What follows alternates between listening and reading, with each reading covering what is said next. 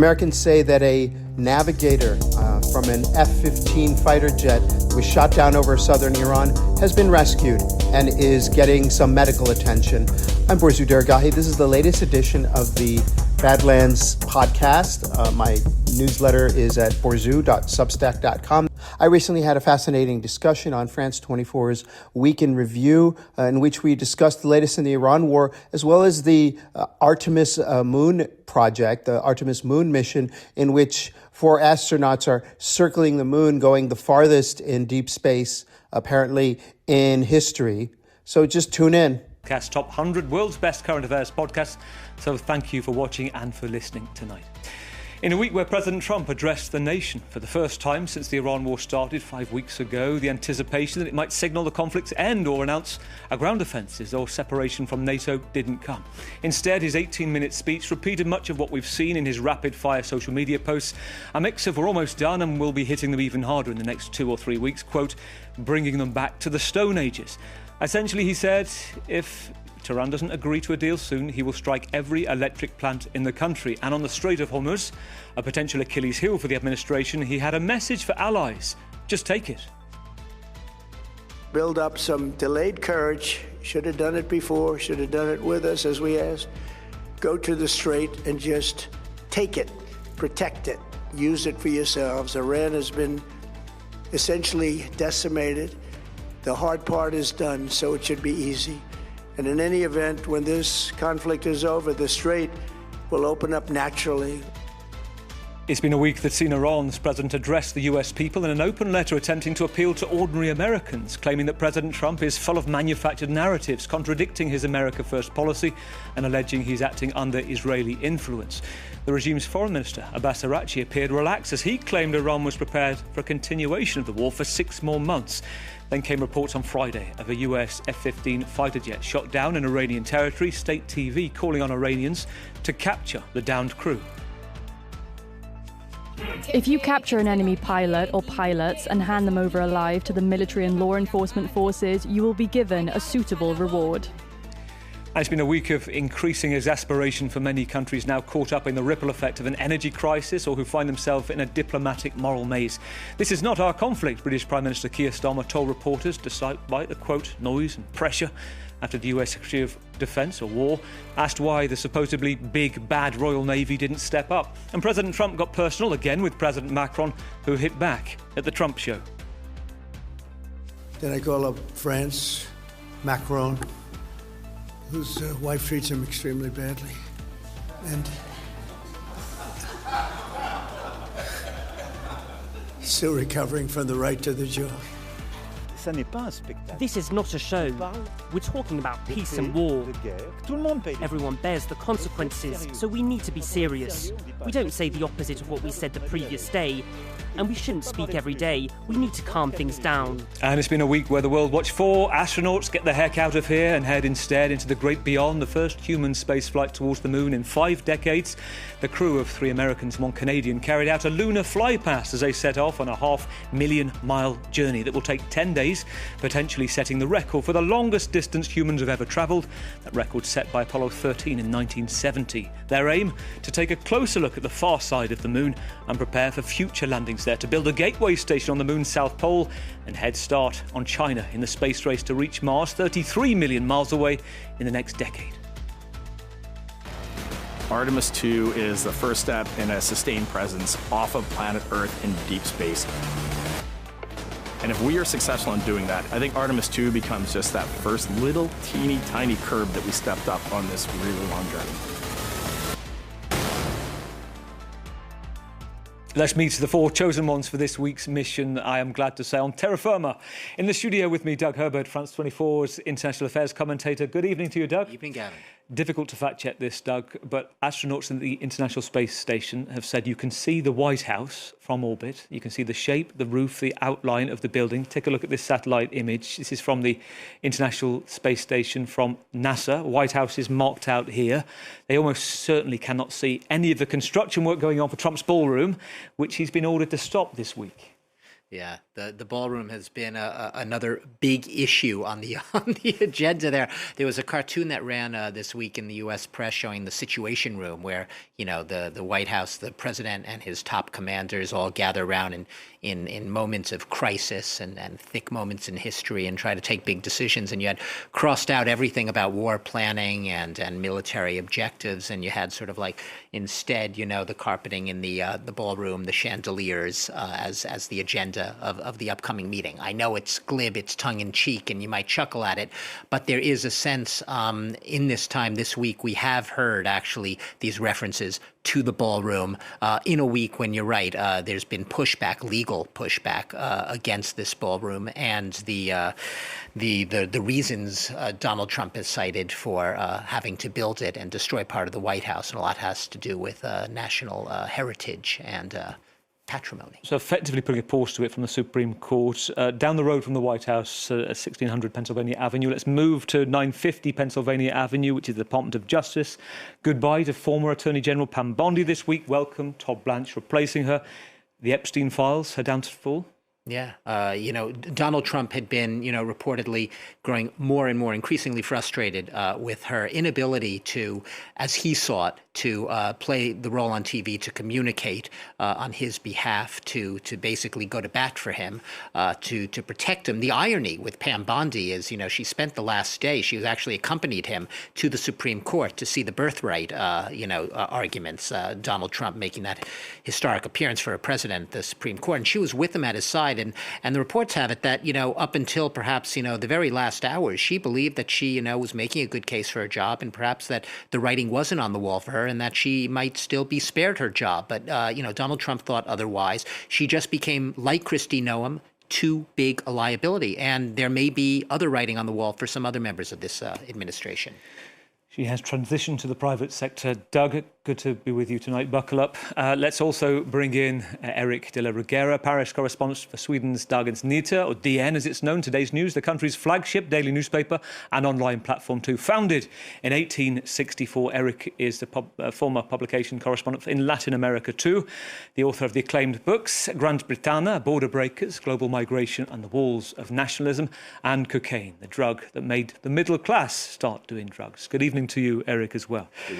I'd like to start about one of your pieces I've seen recently and read. This is about Save Your Darlings, it's entitled. And if I'm right in saying, basically this is a quote that goes back to Arthur Quillan Couch, 1916, advocating the killing or murdering of your darlings. So basically a person, a scene, a quote, a formulation or personality that basically doesn't fit the story or there's a space limit. You're suggesting the opposite mantra for journalism, or at least take us to the south of France and explain why writers must not necessarily kill their darlings, but save them. Well, when you're out doing reports, you obviously meet a lot of people that can't be quoted. You can't quote everyone, and you meet a lot of interesting people when you're out doing reportage. And so I met this 83-year-old lady, Pascal, that is, she says she's influencer focused on Monaco, because I was doing a report close to Monaco, and she, starting talking about how she was doing her TikTok videos and so on, and this 83-year-old lady, very charming. And unfortunately, I couldn't include her in the story because it wasn't really, it didn't connect that well with the report about Louis Sarkozy. But but it's still one of these memories that you keep from your traveling. And what I mean with Save Your Darlings is that, there might be an opportunity for me to go back and do a report on Monaco, and then I will definitely call Pascal. So that's the nice thing with our job. Has Pascal featured yet, the 83-year-old TikTok influencer? Not yet, but she knows, if she's watching now, she knows that I'm going to call her if I go to Monaco. There is a page waiting for her. Save you, darling. It's great to have you with us as well tonight, Eric. I'm looking forward to your insights. Let's move from the studio to London. Let's bring in Patrick Smith, editor-in-chief of the Africa Report, editor too of Africa Confidential, who began his career as a journalist with the Associated Press back in the 80s. Patrick, not long after the last, I should say, Apollo space mission in 1972. Welcome back to the programme, Patrick. Let me ask you, do you remember the last mission? How many moons ago? Was it a moment you remember, where you were, what you were doing? I remember exactly. I was on a cruise ship in the Baltic Ocean, actually. I was a student, and we were heading to Leningrad, interestingly enough. And it was one of these sort of educational cruises. And the captain announced that they're touching down on the moon. And we were just gathered around this. In those days, it was a loudspeaker. It wasn't sort of, live television. But we heard the whole thing, and it was just everyone was electrified. It was one of those incredible moments, made, interestingly, more salient because of the geopolitics of it. Here we were, a bunch of Western students heading for the Soviet Union, heading for Leningrad. And then there was this great sort of flurry of pride in what had been achieved with this moon landing. And of course, it was very similar to the sort of pride that was achieved when Yuri Gagarin became the world's first cosmonaut. So I think it was a moment that will stick in our minds. And of course, then the contrast between this immense scientific technological achievement with the political reality in the United States at the time. And we were still in the throes of the Vietnam War, and not yet to get into Watergate, but that was coming afterwards. So I think it pointed out the great scientific and technological achievements of a nation, but also the political frailties and military missteps. So in a way, I think we're in a very parallel situation today. Well, you tease it nicely into what we will talk about with the space race to come. Patrick, let me ask you one more thing, which is possibly the most bizarre story of the week. This is Senegal's football team celebrating here in Paris with the trophy of the African Cup of Nations, despite the fact, we're talking about tens of thousands here at the Stade de France, they've been stripped of the title. Yes. It's going to run this one, because they're appealing to the international sports body in Switzerland and they've hired, interestingly, a French communications company to get their point across, whereas the Moroccan side have hired some very high-powered lawyers, and I would have thought that was a better thing to do for the Senegalese. But it's an amazing story. It's generated huge interest across Africa about the sports, and I have to say I think it's a great shame, because this particular tournament was one of the best ever. Morocco had invested huge amounts of money in its stadia and the logistics around them, because it's hosting the World Cup with Spain and Portugal in 4 years' time. So it's just really quite a tragic and now a farcical denouement to the tournament. And I feel that Senegal certainly is not ready to give this cup up. And it's raised the issue of, can these tournaments be decided by sort of legal committees? And it seems pretty bizarre. I think most people, a lot of sports fans are just saying, look, if decisions were made on the day, we stick to those decisions were made on the day with the pitch. They can be right or wrong, but those are the decisions we go to. We don't wait two months to argue it out in the courts. Yeah, and in the meantime, Senegal fans have chosen their own winner.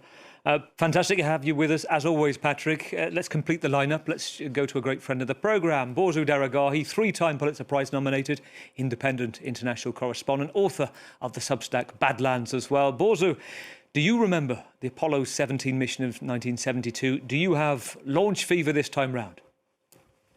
Are you kidding me? You think I'm that old? I was like two years old. I was barely a toddler.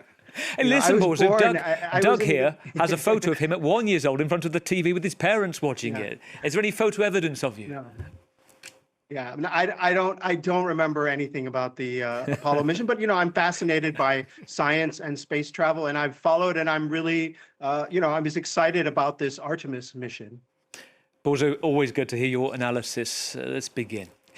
It was just after midnight on Wednesday in New York when reports came from Reuters and the Associated Press that Bahrain had drafted a United Nations resolution that, if agreed, would legally authorise all members of the UN to take military action to force the opening of the Strait of Hormuz. The US and the Gulf states, to differing degrees, were the main drivers of this resolution. The UAE, which has very few trading alternatives but to use the strait, was also said to be volunteering its naval force in a coalition to protect shipping from Iranian attacks. By Friday, the resolution had been watered down. Iran's strategic ally, Russia, and its largest trading partner, China, objected to the wording "any means necessary" that could allow preemptive military action. And France had concerns over proportionality under international law and avoiding another escalation.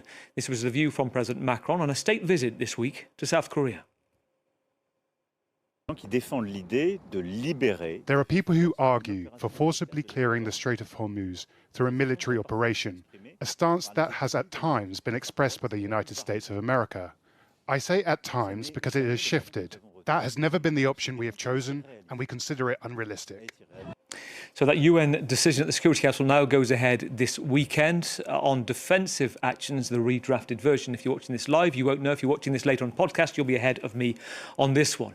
By early Friday afternoon, the first reports also emerged from inside Iran, the US warplane being shot down, the crew, the search on for the pilot or crew on state TV, a bounty offered if they're captured alive. Reuters, the New York Times, Axios, all quoting a US official confirming this was the case.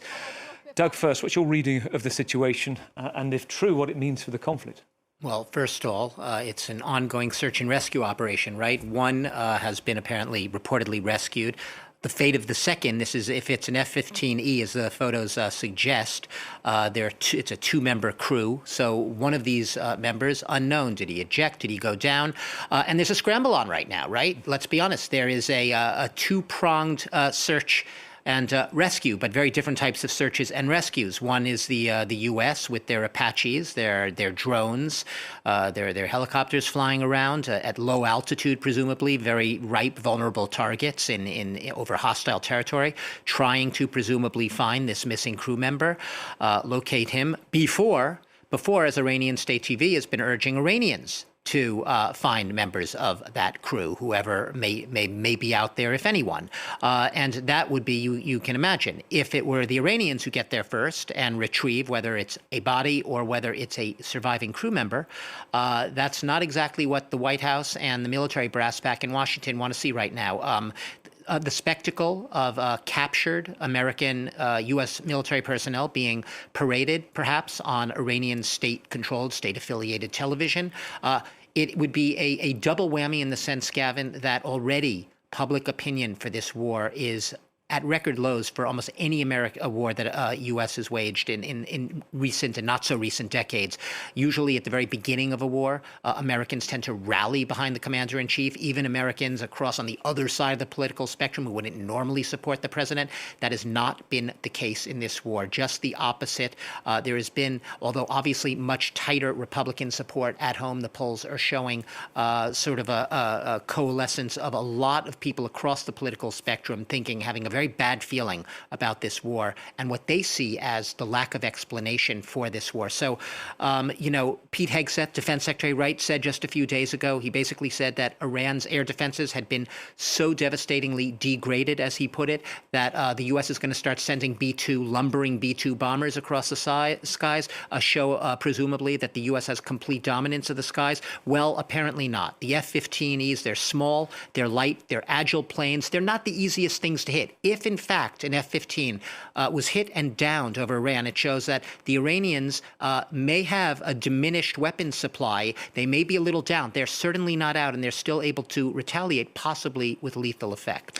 Borja, we spoke at the outbreak of the war, and one thing I remember you saying is, this was just after the assassination of Ayatollah Khamenei, is wherever this goes, there are so many moments that are open to risks, open to miscalculation, and this is a possible game-changing moment right now. Depends what happened next, but bear in mind, 24 hours ago, President Trump rhetoric was talking about bombing Iran back to the Stone Age. Now, all kind of emphasis has to be on this rescue. Well, I just want to caution again and again and again that nothing that the U.S. or Iran or Israel say about this conflict is necessarily true. Everyone is a liar when it's a time of war. And I think that the American administration at this point has proven especially untruthful. What I can say about this incident is it does appear from the evidence that I have seen that, in fact, this plane was shot down based on the video that has emerged. And I can also say that where it was shot down, where this missing pilot might be, is one of the most rough, desolate, dangerous parts of Iran, a kind of my newsletter is called Badlands. This is the real Badlands, just completely desolate, high mountains, desert, high desert, full of wild animals, deadly animals, snakes, nomadic tribes with guns, a very lawless part of southwest Iran.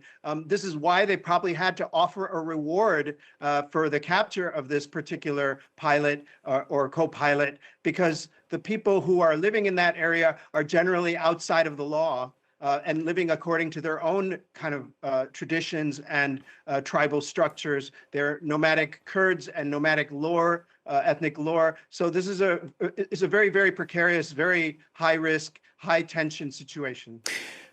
Patrick, very pretentious, very high risk. As Borzu said, the AP right now, as we're on air, saying one crew member has been rescued of two crew members after the aircraft was shot down, according to one US and one Israeli official, speaking on the condition of anonymity. I also heard, I was listening to Mikey Kay, a former British assault aircraft pilot and security analyst who was on this programme not too long ago. He was talking about how there's a survival kit for all pilots, that they'll be given a beacon, and within that beacon you can communicate with the US, and rescuers can actually pinpoint your location. They'll also be armed with a small pistol as well. What's your reading of the situation, Patrick, right now, and how open it is to risk?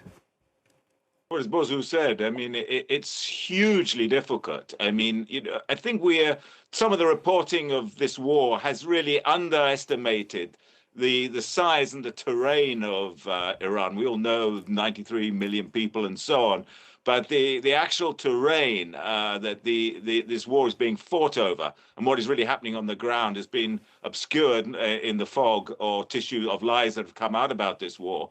I think one of the nightmares the Pentagon must be contemplating is if the local people come across the navigator, I think it is, that is at large at the moment. What's going to happen, and will this sort of lead to a hostage situation? And I mean that's got an awful historical resonance, because I mean, the reason why we've had 47 years of Iranian-US animosity was because of the original hostage situation that started off the Islamic Republic after the revolution, when the Shah of Iran was welcomed to the US in a blunder by then President Carter. So I think they'd be very, very worried about this possibility. Of course, there's a humanitarian issue of saving the guy's life, but also if they don't get him first before the Iranian authorities get him, the chance of this becoming a sort of a hostage situation, and also flying in the face of Trump's continued assertions that Iran has been obliterated and he's about to bomb the country back to the Stone Age.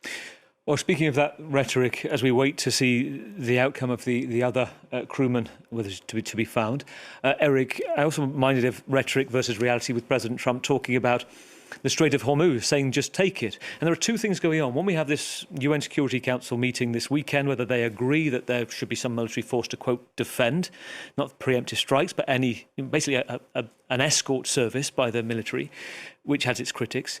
But also you have the sense of some vessels getting through, including this week a French vessel. Mm.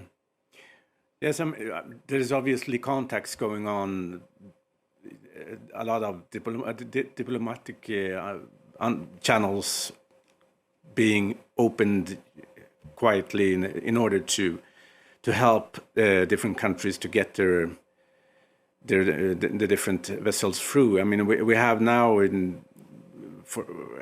obviously Pakistan is very dependent, for example, and the fact that they are taking a very leading role in the mediation effort is partly because they are so dependent on the oil and gas coming out, and they have also been able to get some of the ships out, right? So, and then obviously Pakistan also has very good diplomatic channels, both with Iran and the US. And China, so I think Pakistan is pretty well positioned there. President Trump calling the chief of the military in Pakistan one of the best generals. So they know how to get President Trump on side. So which Borzu and then you, Patrick, I'd be interested in both of your analysis, because you have this very strange triangle of mediators right now: Turkey, Egypt, and Pakistan. I think it's the first time the three have worked together on crisis mediation. Borzu, tell me how you view it and read it from a Turkish perspective.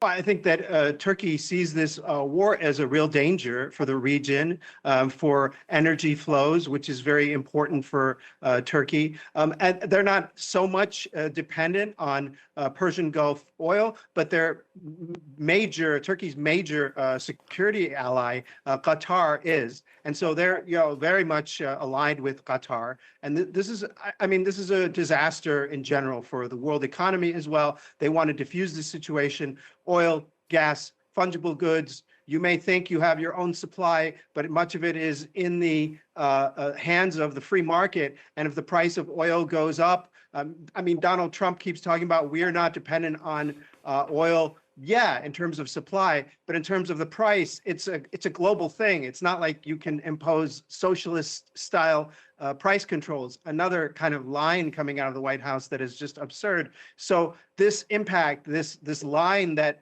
this is not going to affect. It's only that only the countries who are affected by the Strait of Hormuz and depend on supply from the Strait of Hormuz are responsible for reopening the Strait of Hormuz is absurd. The entire global economy is an interdependent series of supply chains. So if the oil and gas stop here, it becomes a global crisis, and that includes for countries like Egypt and Pakistan and Turkey.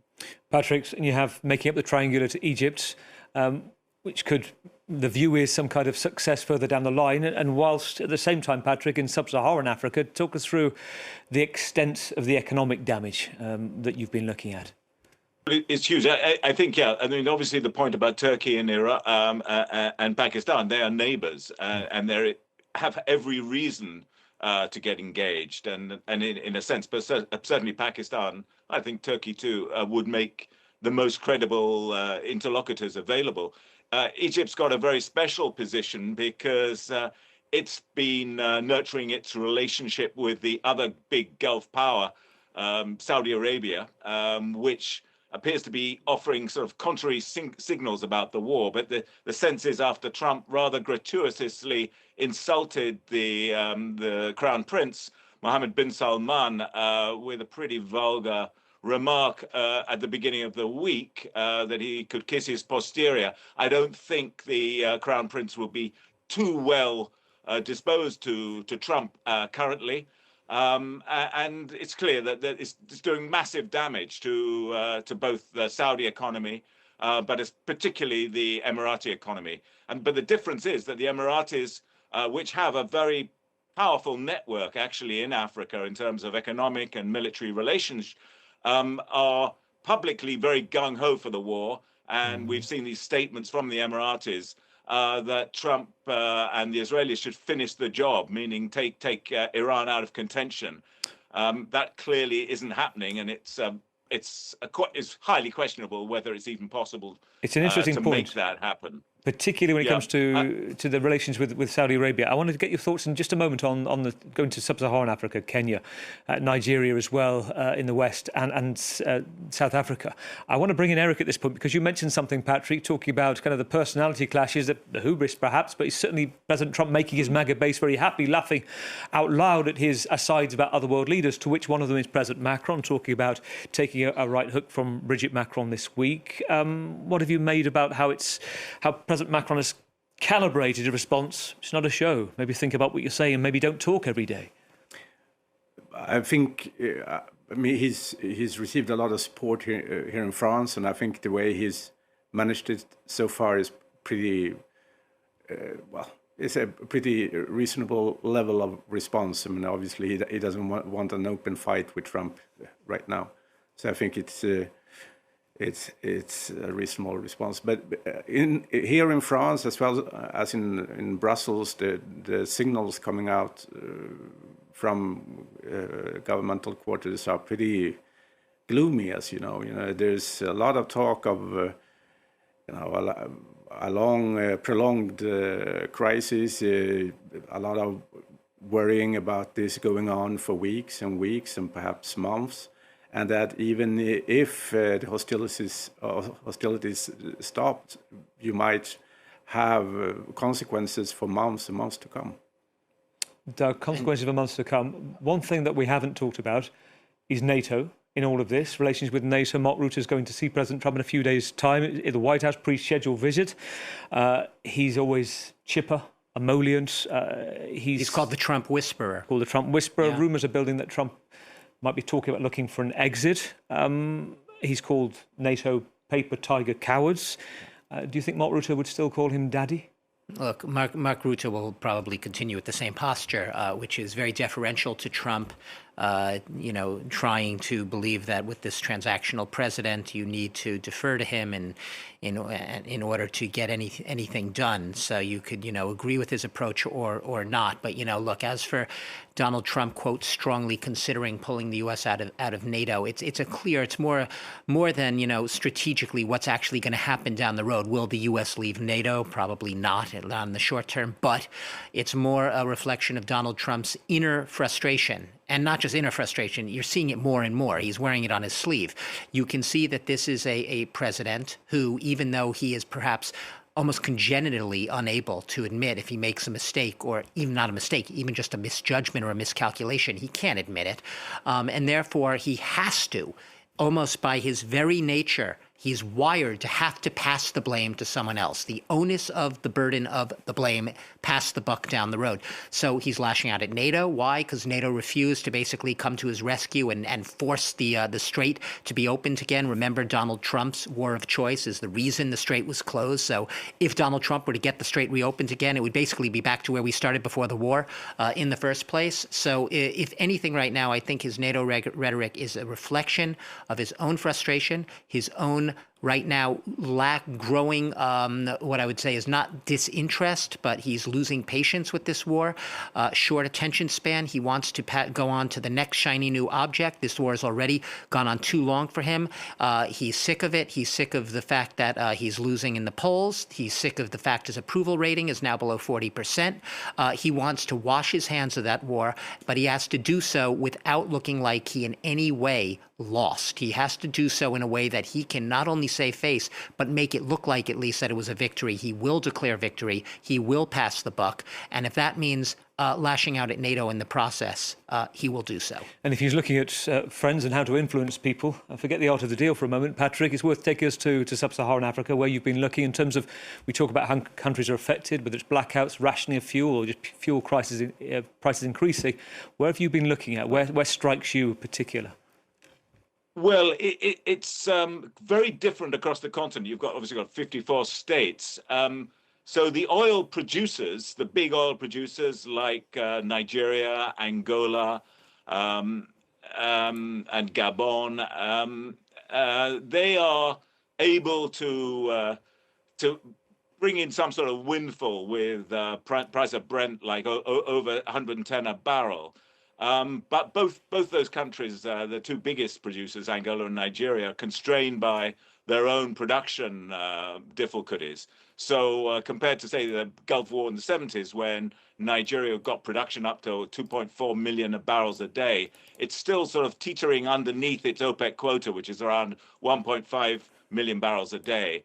So there's a conditional advantage for them, but it could be much bigger if they were able to whack up the production. The other big advantage goes to those people operating fertilizer plants, like Aliko Dangote, Africa's richest man. He's got a 650,000 barrel oil refinery. Wow. Attached to that is a fertilizer project. So he's exporting a lot of fertilizer at the moment, as are the Moroccans and the state-owned fertilizer project there, which is one of the biggest suppliers in the continent and in much of Europe, in fact. So they're the net winners, but they are far outweighed by the net losers.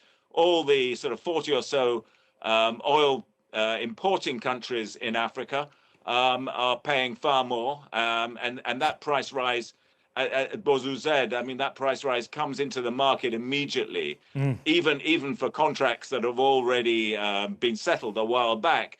The traded price has really gone up in many African countries, and that's affected the retail price. So you've got, I think the IMF was saying, if this continues, you're going to get a 2% hit to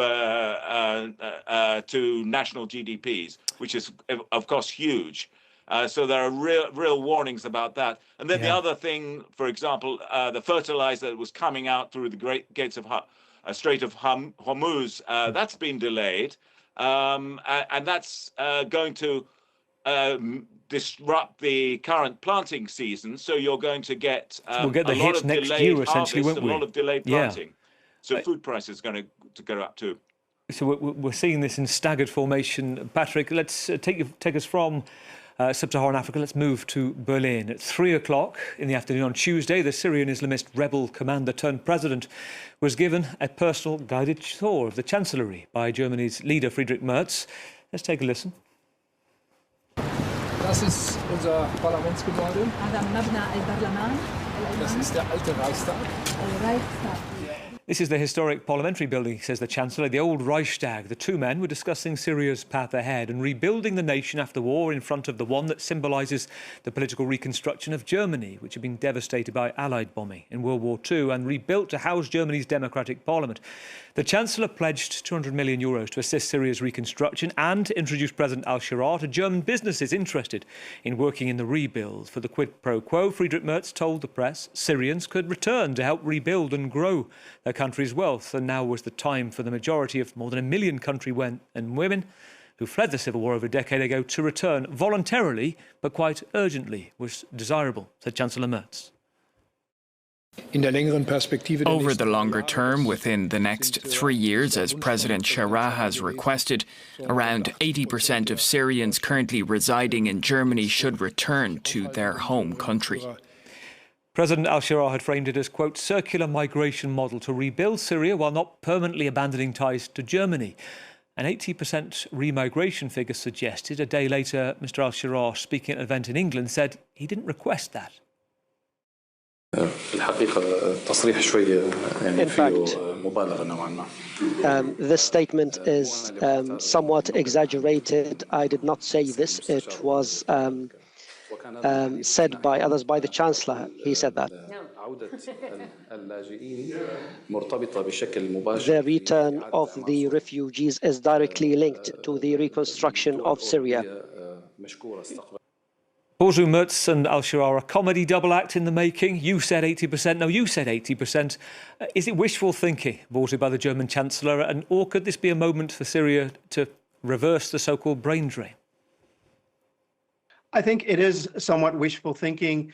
People move. They've lived there now for more than a dozen years, some of them, the people the Syrians in Germany. And, their kids have gone to school. They speak German. Some of their children don't speak great Arabic at this point.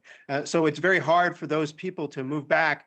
I think I'm intrigued by the idea of this notion of people kind of rotating back and forth, going back to help build Syria and then returning to their families in Germany. But that's a very small percentage of the Syrian diaspora in Germany right now. I think more than anything, Merz, who's proven to be just a weak politician, he's trying to fend off anti-immigration sentiment that could torpedo his center-right government. And he's trying to score some points with the bigots, thinking he's going to fend off the Alternative für Deutschland, the AfD, the far-right party, and he will fail as he's failed with so many different things. He's been such a disappointment. Eric, a brief thought from you. You've covered global migration, the rhetoric versus the reality here, the idea of so many Syrians returning within 3 years. Well, I agree. I think it's quite unrealistic. Anyone that knows anything about migration understands that if you lived for 10 years in a country you have a job, you have learned the language, you have children that goes to school and might have German as their first language. It's a pretty big step to move back to a country as Syria. That doesn't mean that many Syrians doesn't want to travel back to Syria. I think there's one important thing that could be done is to make it easier for Syrians to start traveling back to meet their relatives and their friends in order to just see how the country is progressing, if it is progressing, or if they still have their property and so on, without losing their refugee status. So this picks up on this circular migration flow. Let's take us from beyond Berlin. To quote Douglas Adams on space, you won't believe how vastly, hugely, mind-bogglingly big it is. You may think it's a long way down the road to the chemists, but that's just peanuts to space. It has been 47 years since The Hitchhiker's Guide to the Galaxy was released, 54 years since humans were last sent to the moon. This is a stepping stone mission with astronauts Victor Glover, Christina Koch, Jeremy Hansen and Reed Wiseman, an Artemis 2 mission travelling 250,000 miles for a lunar flyby, testing the Orion spacecraft in deep space, the first in the revived moon missions. Next year, the US wants to land on the moon and wants to at least one crew surfacing on the moon for a mission there every year to establish a permanent moon base and to set sight on Mars. No coincidence, China, Russia also racing to plant a flag at the south pole of the moon, its prize, the ice glaciers, water for rocket fuel, life support. Since takeoff, I've learned what a translunar injection burn is. As the crew fired the main engine, accelerating away from the Earth's orbit and trajectory towards the moon at roughly 24,000 miles an hour. So far, the team has also fixed a broken toilet, taken a nap and taken a round of questions live from the capsule. There has been a tremendous amount of disbelief for me. It's just so extraordinary. I just kept saying to them yesterday, like, I really like it up here. I wish I could have got here sooner. It's just such a tremendous place to be. The views are extraordinary. It's really fun to be floating around, and it just makes me feel like a little kid. There is no difference between up and down, and so yes, I've been sleeping with my feet there and my head down here, and it's very comfortable. I think I'll probably stay there the whole mission unless someone kicks me out. So we're finding out how to make this space capsule a home. Patrick, as a NASA commentator said at the moment of launch, humanity's next great voyage begins. What do you make of this moment and where it's heading? Yeah, nice to hear what Hansen said about representing the whole of humanity, and that's part of it. And it would be great, I think, to see a mission that brought Europe, China, India, Africa, and the US together in a joint mission. Maybe that would be the next stage. That would really represent all humanity. You can't, but your reference to the exploration by China, India, and Russia for the mineral wealth of the moon is also brings into play the geopolitics behind this. We are going to see a new space race. I mean, that's certain. I was reading one financial analyst is predicting that the lunar economy will be worth $250 billion by 2050, if not before. By the time rival teams get their missions in gear, landing on the moon and beginning to look at the moon's resources. You've really got to hope that we treat the moon's environment and resources with a little bit more responsibility than we've treated the Earth so far. Eric, what's your take? Is it of interest, or all the shenanigans, the conflict on this planet keeping you preoccupied right now? No, I'm fascinated as well. I mean, I think it's very important for the US, for the image of the US, that to be able to show that they still have some of the greatest minds on the planet, that they can achieve these things, and that they can achieve things that are connected to science. I mean, especially considering this administration in Washington right now, that it's not exactly been known as the pro-science administration. So, I mean, I think it's in that sense, I think it's important for the US to maintain its image as the leader for scientists and for these kinds of accomplishments. Doug, there is one woman I noted close to the launch. She told reporters this, that she would love to go to the moon to open, quote, a T-shirt shop. She said it would make a killing because I've been anywhere people want to go. They want to prove that they've been there. Can we assume, Doug, in a few years, if this is the plan, a permanent base, they'll be needing a moon correspondent within 5 years. Would you fancy put in your bid, you know? You wouldn't fancy it? The first, you know, hey, look, you know, I think I'm busy enough here on Earth right now. But look, yeah, I mean, it's not only feasible. Yeah, of course it's feasible. You know, there are a lot of people who will look at that and say it's pie in the sky because of the costs associated with it. There's always this sort of default when you talk about the ambition of space exploration and returning to the moon, and let alone mission to Mars, right? That has been the next on the horizon there. You know, people tend to say, oh, you know, we have so many problems on Earth, we can't begin to, you know, even think about putting all the money, you know, let's solve all the problems down here first. But yeah, I do think that you could walk and chew gum at the same time. And I do think that there absolutely is an inspiring, uplifting, literally uplifting, you know, sort of sensation and feeling that you get from space exploration, space flight. And there is a reason, getting beyond the cynicism of, you know, we have things to do here, to go back to space, to go back to set up its ambition at a time when right now it's very easy to get bogged down in the chaos, the turbulence of gravity and things pulling us down here on Earth and making everything droop. To have that little uplift really does help. So yeah, I do think it's feasible. It will happen. It's just a matter of ambition, a little bit of time. And Doug did say tonight that he might get us that picture of him at 1 year old in front of the TV. Didn't promise anything. It didn't happen. Thank you, Doug. That wraps up this week. Thank you to a fantastic panel. Another Friday of fascinating insights. Another turbulent week of global affairs, experience and commentary from the panel that AI cannot replicate. In the studio with me, Doug Herbert, France 24's international affairs commentator. Thank you, Doug. Eric de la Reguera, Paris correspondent for Sweden's Dagens Nyheter, or DN, today's news, and author of the books Cocaine and Border Breakers. Thank you, Eric. We also have from London, Patrick Smith, Editor-in-Chief of the Africa Report. Cheers, Patrick. And also to Borzu in Istanbul, Borzu Daragahi, three-time Pulitzer Prize-nominated independent international correspondent, author of the Substack Badlands. Thank you to Borzu. This has been the Badlands podcast. Thanks for listening in. Please subscribe at borzu.substack.com. Thank you.